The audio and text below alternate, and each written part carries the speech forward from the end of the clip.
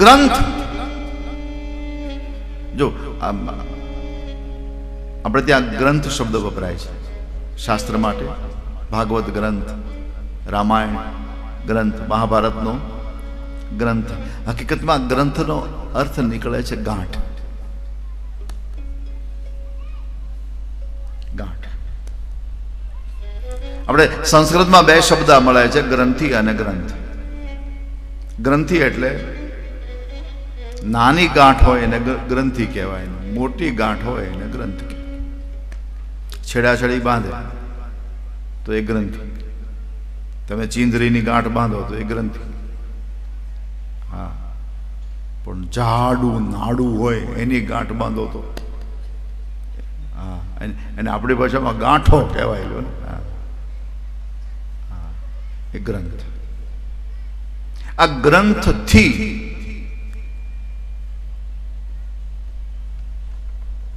ગાંઠ છૂટે છે. કર્મ ગ્રંથિ નિબંધનમ. કર્મની ગાંઠને તોડવા માટે આ ગાંઠ શાસ્ત્રરૂપી ગ્રંથ સાંભળવો જરૂરી છે, તો ગાંઠ તૂટે. નહીં તો આ ગાંઠો એટલી બધી હેરાન કરે છે. આમે તે ગાંઠ શબ્દ આવે છે ને હેરાન કરશે. પછી ગમે ત્યાં થાય તો હેરાન કરે. તમે શેરડી ખાતા હો, તમે જ્યાં મજા આવે તે ગાંઠ આવે. હા, આમ ખાય, આમ ફોલીને ખાતા હો. અને આપણે તો એ જ આદત. શેરડી ખાતા હોય, આમ માદલા ચૂંતા હોય ત્યાં ગાંઠ આવે, પછી પાર કરવી પડે. વળી થોડીક જ્યાં મજા આવે ત્યાં. આ જીવન એ શેરડી જેવું છે બાપા. આપણને એમ થાય કે હવે બસ હવે આપણને કાંઈ નહીં, ત્યાં ગાંઠ આવે, કાંઈક નું કાંઈક આવે, એટલે પછી આપણી જીવનની મજા પાછી. વળી પાછું આપણે દેખીને હવે આપણે બધા પાર કરી ગયા, ત્યાં પછી ગાંઠ આવે.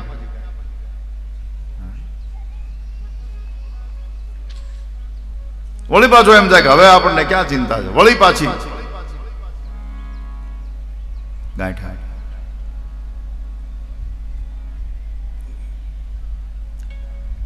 કર્મની ગાંઠને તોડવાની તાકાત શાસ્ત્રમાં છે, ભાગવતમાં છે. અને એટલા માટે ભક્તિના જે 9 પ્રકાર છે એમાં પહેલો પ્રકાર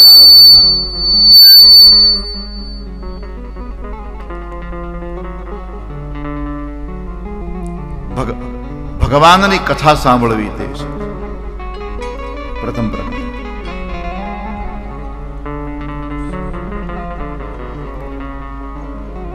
પછી ભાગવતમાં એવું લખ્યું છે કે કોઈ પણ કથા, ભાગવતમાં એવું આગ્રહ નથી કર્યો કે ભાઈ આ જ કથા સાંભળો. કોઈ પણ કથા. એતેષાંશ કલાપુંસા કૃષ્ણસ્તુ ભગવાન સ્વયં. અવતારના 4 પ્રકાર છે, અંશ, આવેશ, પૂર્ણ અને પરિપૂર્ણ. એમાં મત્સ્ય ભગવાન, મત્સ્ય આદિ જે અવતારો થયા એ બધા અંશાવતારો થયા છે. ભગવાન માછલી બન્યા, ભગવાન વરાહ બન્યા, આ બધા અંશાવતારો છે. પછી એક આવેશાવતાર છે, પરશુરામજી આવેશાવતાર છે, નરસિંહ ભગવાન આવેશાવતાર છે. આમાં થોડો ક્રોધ દેખાય છે, ક્રોધ, અને ક્રોધનો આવેશ હોય છે. નરસિંહમાં પણ થોડો ક્રોધ દેખાય છે, પરશુરામમાં પણ થોડો ક્રોધ દેખાય છે. આવેશ અને ક્રોધનો આવેશ હોય. ક્રોધ 24 કલાક નો હોય. ક્રોધ ખાલી આવે 5 મિનિટ આવે, પણ 5 મિનિટમાં બધું પૂરું કરીને નીકળી જાય. હા, એ તો આ તો આપણા બધાના અનુભવ છે ને. પછી તો પસ્તાવાનો કોઈ પાર ન રહે, પણ 5 મિનિટમાં ક્રોધે બધું પૂરું કરી નાખે. એટલા માટે મહાપુરુષો એમ કહે, ક્રોધ આવે ને ત્યારે આપણે આમ જો રોકી શકાય તો રોકી લેવું ક્રોધને, પણ છતાંય રોકી ન શકાય તો કર્મ બંધ કરી દેવું. કર્મના જે પ્રકારો છે એમાં કાયિક અને વાચિક. આ બે બે હેરાન કરશે. ક્રોધ આવે ત્યારે કઈ બોલવું નહીં, ક્રોધ આવે ત્યારે હાથ બાંધી દેવા. તો એ ક્રોધનો માર ઓછો પડશે આપણને. બાકી ક્રોધ આવ્યો, જીભ જો હાલવા માંડી અને હાથ હાલવા માંડ્યો તો એ ક્રોધનો એટલો બધો માર પડશે કે પછી માણસે રડવું પડશે. એ આવશે તો ખાલી 5 મિનિટ પૂરતી. હા, પણ એ વાવાઝોડાની જેમ આવશે. હા, વાવાઝોડું ખાલી આમ આવે 5 જ મિનિટ, પણ બધું એમ આવેશ છે ને, આવેશ. ક્રોધ આવેશ છે.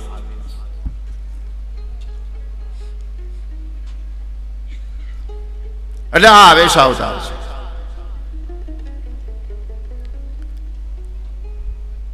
પછી એક પૂર્ણ અવતાર છે. ભગવાન કપિલ, ભગવાન વામન, ભગવાન રામ, આ બધા પૂર્ણ અવતાર છે. સાક્ષાત મર્યાદા પુરુષોત્તમ ભગવાન રામ પૂર્ણ અવતાર છે. પૂર્ણ બ્રહ્મ પૂર્ણ અવતાર. પણ કૃષ્ણસ્તુ ભગવાન સ્વયં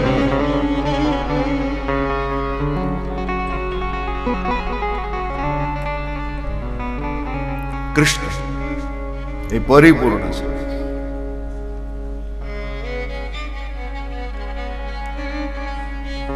મહાત્માઓનો એક મત છે કે આ સંસારમાં જેટલા જેટલા અવતારો થયા એ બધા જ અવતારો કૃષ્ણએ લીધા છે. કૃષ્ણ અવતાર નહીં, અવતારી છે.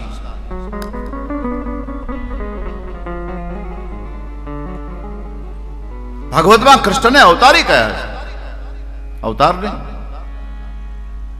આપણે ત્યાં અવતારમાં શું હોય, તમને એક રહસ્યની વાત કહી દઉં. આ પરશુરામજી ભગવાન આવ્યા તો ભાઈ એ અવતાર કોનો? વિષ્ણુ ભગવાન. નરસિંહ ભગવાન આવ્યા તો નરસિંહ અવતાર કોનો? વિષ્ણુ ભગવાન. મત્સ્ય ભગવાન કોનો અવતાર? વિષ્ણુ ભગવાન. વરા અવતાર વિષ્ણુ ભગવાન. કપિલ ભગવાન વિષ્ણુ, દત્તાત્રેય વિષ્ણુ ભગવાન. આ બધા અવતારો વિષ્ણુના. પણ મૂળ સ્થાનમાં એનું રૂપ જુદું હોય. અહીંયા લીલા કરવા માટે આવે ત્યારે રૂપ જુદું હોય. અહીંયા દત્તાત્રેય અવતાર લીધો ભગવાને તો વૈકુંઠમાં દત્તાત્રેય રૂપ નહીં. અહીંયા વરાહ રૂપ ધારણ કર્યું તો વૈકુંઠમાં એ વરાહ નહીં. અહીંયા નરસિંહ બનીને આવ્યા તો વૈકુંઠમાં એ નરસિંહ નહીં.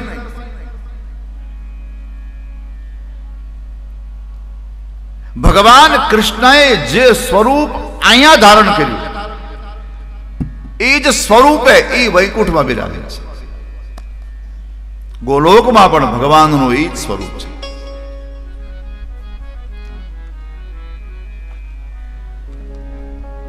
એટલે એ અવતારની જે સંખ્યા છે, સનતકુમાર, વરાહ ભગવાન, નારદજી, નરનારાયણ, ભગવાન કપિલ, દત્તાત્રેય, યજ્ઞ ભગવાન, ઋષભદેવ, પૃથુ, મત્સ્ય, કૂર્મ, ધન્વંતરી, મોહિની, નરસિંહ, વામન, પરશુરામ, ભગવાન વ્યાસ,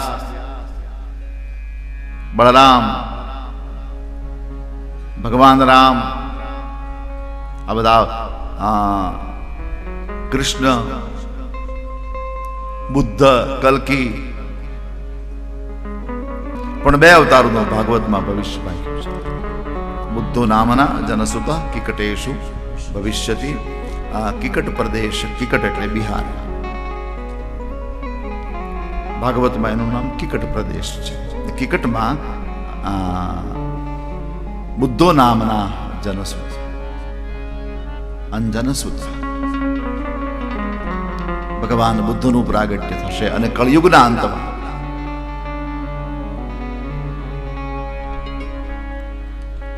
ભગવાન કલ્કી અવતાર લેશે. એ વખતે એક બ્રાહ્મણનું નામ વિષ્ણુ યશ હશે. સંભલપુર નામના ગામમાં એ અવતાર લેશે.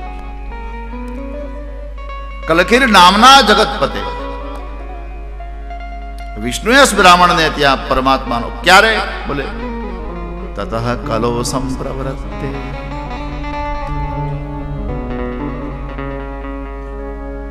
કળયુગનો જ્યારે અંત આવશે તો આ ગણના અવતારની છે. કહે ને 24 અવતાર છે. ભાગવતમાં કઈ 24 અવતાર મળતા નથી. હા, આ ગણના છે ને 22ની થાય છે. ભાગવતમાં સુત પુરાણીએ જે ગણના કરી છે એ 22ની છે. પછી આપણે એમાં અવતારો નાખવા પડે. હા, હયગ્રીવ ને હંસા અવતાર ને આ બધા નાખવા પડે, 24 થાય. પછી ઘણા ભગવાન ધ્રુવની આગળ પ્રગટ થયા એને પણ અવતાર માને છે. પછી ગજેન્દ્રની આગળ ભગવાન પ્રગટ થયા એને પણ અવતાર માનવામાં આવ્યો છે. પણ ભાગવતમાં જે લખ્યું તમને કહું, ભગવાનના 24 નહીં, ભગવાનના અનંત અવતારો છે. ઘણા બધા અવતારો. આટલી કથા કરી સુત પુરાણીએ. એટલે શૌનકજીએ પ્રશ્ન કરીને કહ્યું કે બાબા આ બધી કથા ભાગવતમાં છે? બોલે હા. તો અમને એક વસ્તુ સંભળાવો. કસ્મિન યોગે પ્રવર્તેયમ સ્થાનેવા કેન હેતુના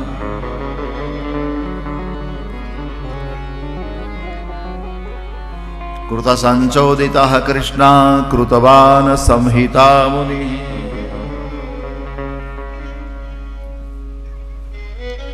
ભગવાન વેદવ્યાસે આ ભાગવત ક્યાં રચ્યું? સ્થાન કયું હતું? અને ભાગવતની રચના કરતી વખતે સમય કયો હતો? અને ભગવાન વેદવ્યાસનો આ ભાગવત રચના કરવા પાછળનો હેતુ કયો હતો? સ્થાને વા કૈન હેતુના દ્વાપરે સમનો પ્રાપ્તે. દ્વાપર યુગની સમાપ્તિનો સમય છે. દ્વાપર પૂરો થવા આવ્યો, સમજો ને, પૂરો થઈ ગયો. કળયુગ શરૂ થઈ ગયો, પણ કળયુગનો પ્રભાવ હજી કઈ દેખાતો નહોતો. સૂર્ય આથમી ગયો છે પણ હજી અંધારું થયું નથી, એવો સમય. એને યુગ સંધ્યા કહેવામાં આવે. આપણે ત્યાં સંધ્યા શબ્દ આવ્યો છે.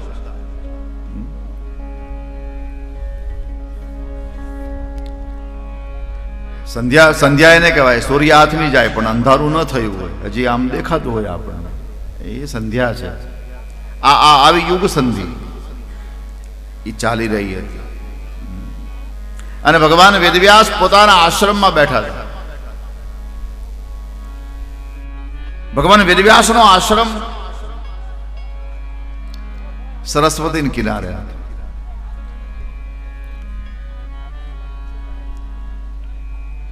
તમે કહેતા હો તો ભાગવતમાં ભગવાન વેદવ્યાસનું એડ્રેસ આપ્યું છે. હા, કહી દઉં. હા, બ્રહ્મનત્યામ સરસ્વત્યામ આશ્રમ પશ્ચિમે તટે सम्यप्रास इति प्रोक्ता ऋषीणाम सत्रवर्धन.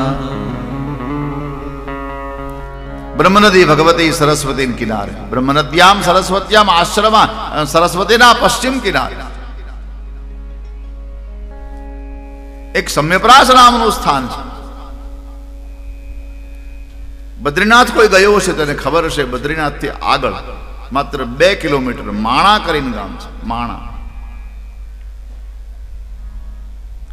માણાથી આગળ ખાલી 1/2 કિલોમીટર ત્યાં ચાલીને જવું પડે.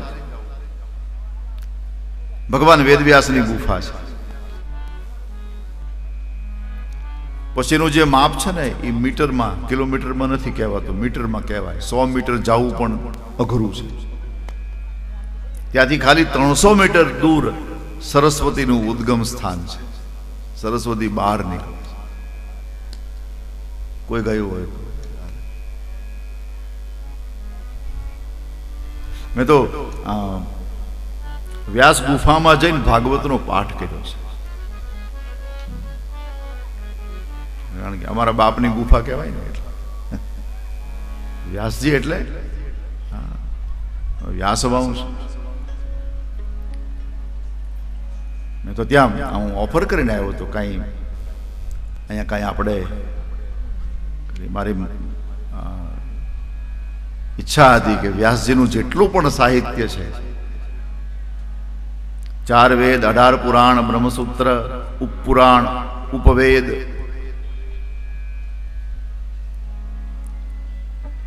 મહાભારત, આ બધી વ્યાસજીની રચના છે, એ બધા ગ્રંથો ત્યાં પધરાવો. પણ થોડીક મુશ્કેલી આવી.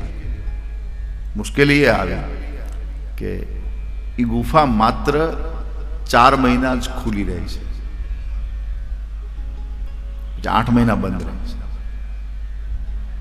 પછી પુસ્તકોને ત્યાં સાચવી શકાય નહીં, કારણ કે બધું બરફથી ઢંકાઈ જાય છે. એટલે બ્રહ્મનદી ભગવતી સરસ્વતી કિનારે પશ્ચિમ તટે સમ્યપ્રાસ નામના સ્થાનમાં ભગવાન વેદવ્યાસજીનો આશ્રમ છે. અને ત્યાં ભગવાન વેદવ્યાસજી એક દિવસ બેઠા હતા. અને બેઠા બેઠા થોડા આમ ખિન્ન બની ગયા, ઉદાસ થઈ ગયા. ભગવાન વેદવ્યાસને એમ થયું કે હું ઉદાસ થયો છું. મેં જગતનું કલ્યાણ કરવા માટે વેદ એક હતો, એને 4 વિભાજન કર્યા.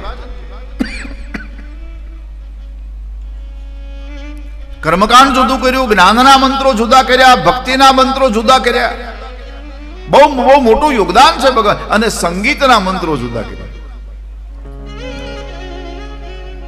સંગીત પણ આમાંથી. પણ પછી ભગવાન વેદવ્યાસને એમ થયું કે વેદ કળિયુગમાં સમજવો કઠિન થશે. વેદને સમજવાની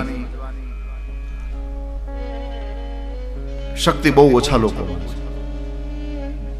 બહુ કઠિન. કળિયુગમાં વેદને સમજવો બહુ, હા બોલી શકાય, પણ વેદનો અર્થ કરવો ને લોઢાના ચણા, આપણી ભાષામાં કહું, મોટા મોટા વિદ્વાનો ગોથા ખાઈ જાય.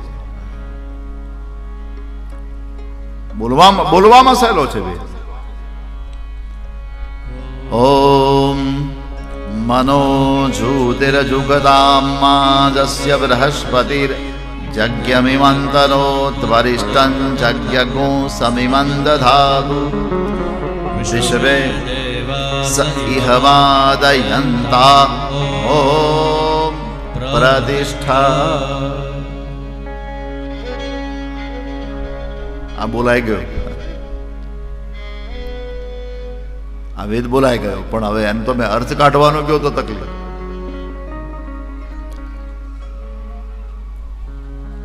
ઓમ તતવાદ્યામિ બ્રહ્મણા વંદમાનસ્તદાશાસ્તે યજમાનો હવિર્ભિઃ અહેડમાનો વરુણે હવોદ્યુરુષગું સમાન આયુઃ પ્રમોખી.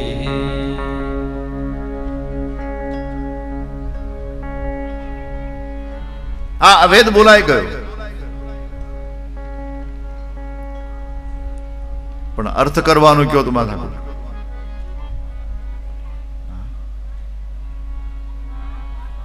એટલે વેદ સમજવો કળિયુગમાં કઠિન થશે. એટલા માટે વેદના જે અર્થો એમાંથી લઈ અને પુરાણ બનાવે. પુરાણ છે ને એ આપણી કથા છે. પુરાણ છે આપણા પૂર્વજોની કથા છે.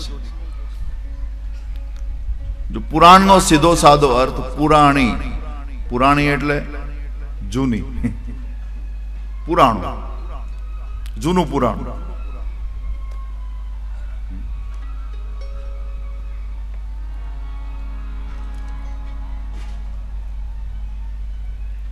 વેદને સમજાવવા માટે અલગ અલગ ઇતિહાસ લીધા. સત્ય સમજાવવું હતું તો હરિશ્ચંદ્રની કથા લીધી, ઉદારતા સમજાવવી હતી તો રંતિદેવની કથા લીધી. આમાં પ્રત્યેક સિદ્ધાંતને સમજાવવા માટે આપણા વડીલોની કથા, એને દ્રષ્ટાંત દ્વારા સમજાવે, ઇતિહાસ દ્વારા સમજાવે. આ બધી પુરાણોમાં કથા છે.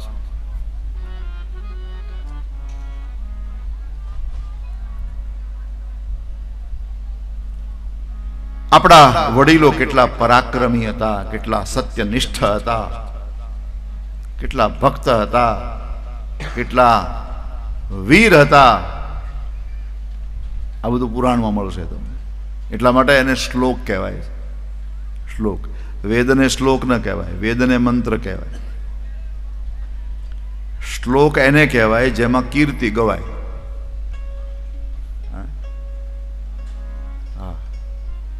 જેમાં કીર્તિ, પુણ્ય શ્લોક, જેમાં કીર્તિ ગવાતી હોય એને શ્લોક કહેવાય. જેમાં કોઈના વખાણ થતા હોય એને શ્લોક કહેવાય. તમે જુઓ ને સાહિત્યમાં દુહો, તો એમાં કીર્તિ ગવાય. એક સાહિત્યકાર તો મને બહુ સુંદર કહ્યું હતું, મને કે આ દુહો છે ને એ દુઆ માટે વપરાય છે. દુઓ, દુહાઈ દેવા માટે, આશીર્વાદ માટે વપરાય છે.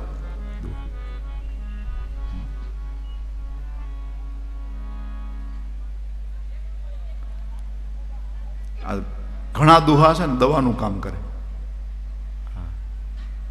અને આપણે ત્યાં સાદી ભાષામાં કવિરાજ વપરાય ને, દવા કહું એમ કે, બે દવા કહું, દવા, દવા.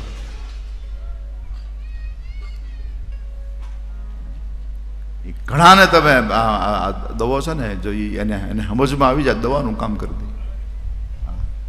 દુઆનું કામ કરે એમ. શ્લોક એમાં કીર્તિ ગવાય. એટલે આપણા પૂર્વજોની કીર્તિ, જે કીર્તિમંત મહાપુરુષો હતા આપણા, એની બધી કીર્તિ ગવાણી. છતાંય ભગવાન વેદવ્યાસને સંતોષ નથી, અંદરથી હૃદય બળે છે. પછી ભગવાન વેદવ્યાસને એમ થયું કે આટલા બધા પુરાણો લોકો ક્યારે ભણશે, ક્યારે આને વાંચશે? જો ભાગવત પહેલાના જે પુરાણો છે એની સંખ્યા 17ની છે, અને 17 પુરાણોની શ્લોકને ગણવામાં આવે તો 3,82,000 થાય છે.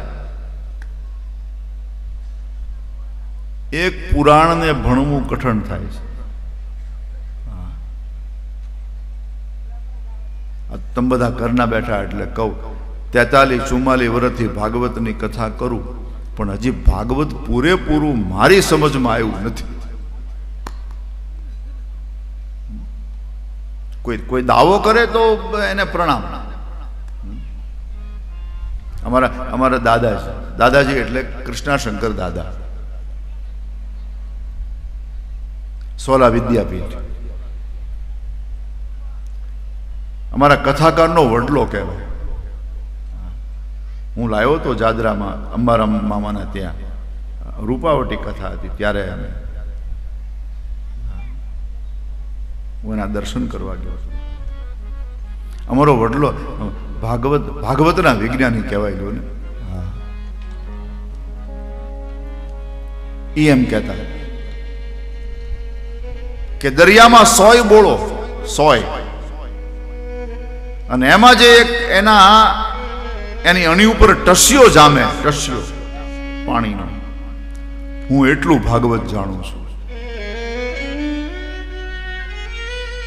આને કોણ જાણે છે? કેવી રીતે આને?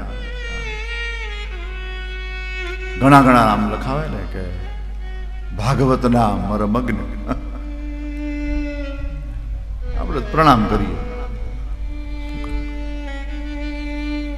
નથી પાર પમાતું.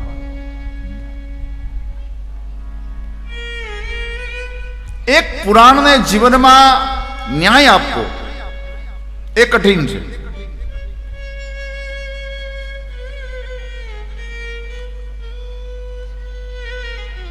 તમે આટલા બધા શ્લોકોનો અભ્યાસ માણસ ક્યારે કરે? આ વિચારીને ભગવાન વેદવ્યાસને એમ થયું કે બધાનો સાર લઈ અને એક જ ગ્રંથ બનાવો. એમાં વેદ પુરાણ બધું જ આવી જાય. અને પછી એ સાર લઈ અને જે ગ્રંથ બનાવ્યો એનું નામ મહાભારત છે.